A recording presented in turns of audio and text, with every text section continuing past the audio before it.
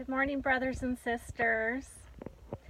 I'm just going to share the words that I got last night, and I might kind of try to add my thoughts about the commentary, the significance, the meaning, but pray about it.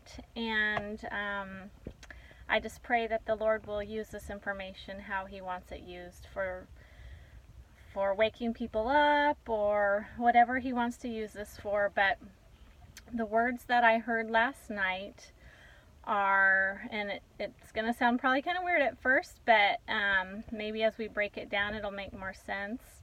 But I heard the sixes. I'm going to look down at my notes so I get it right. I heard the sixes are making their final moves, leading to 777. Now the sixes is plural six, so it could be 66, or it could be 4 sixes, 6666. But I would think let's go somewhere in the middle of 2 and 4, and we end up with 3, 666, which makes the most sense to me biblically.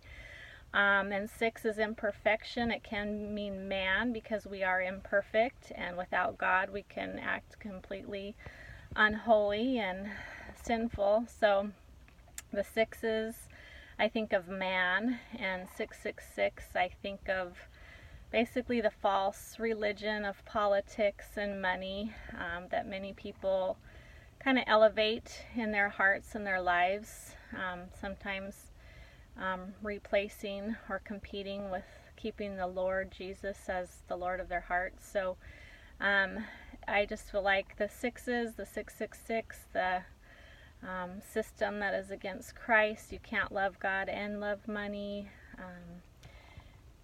So they're making their final moves, is what I got from that. Their final moves, and the end is near, coming to completion. 777 is completion and perfection, the stamp of approval on God's works. After 7 days, God rested. So I believe it means we're nearing the end, and the evil is on the move, but God is going to bring it all to completion and wrap it up the way He says He's going to in His Word.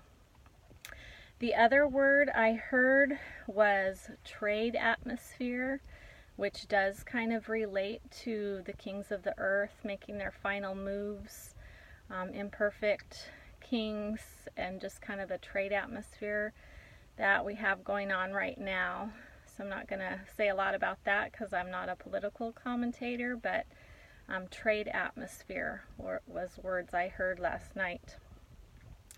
And then what seems to kind of go along with this is a couple weeks ago, maybe even months, I heard Putin has many women, and I didn't share it because I was like, okay, God, you're revealing that to me. Why do I need to know that?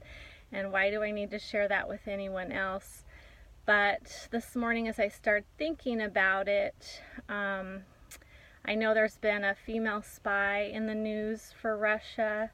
And then I thought about it, and I realized in my email, I had received many emails from Russian women, and I don't know whether they knew I was a woman or not, but they were just kind of trying to reel me in, like, you have a great Facebook picture and all that kind of stuff. So, maybe or maybe not, Putin has many women in his private life, but surely serving the country as spies, and people trying to reel Americans in through emails, trying to connect maybe somehow on Facebook. Anyhow, so just be alert and be aware, and don't put anything on your heart or on the throne of your heart that's above the Lord Jesus. We have to be willing to let go of political parties, financial gain and advantages, whatever it may be that's trying to compete for the Lord Jesus in your heart. Make sure to keep the Lord Jesus first in your heart. I know that can be hard for all of us. Even yesterday I was like, I wanted my M&Ms and my soda from the convenience store, and I thought, could I give this up?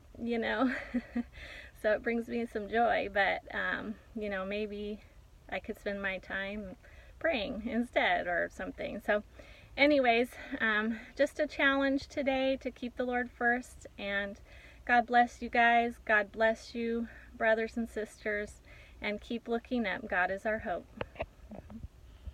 Amen.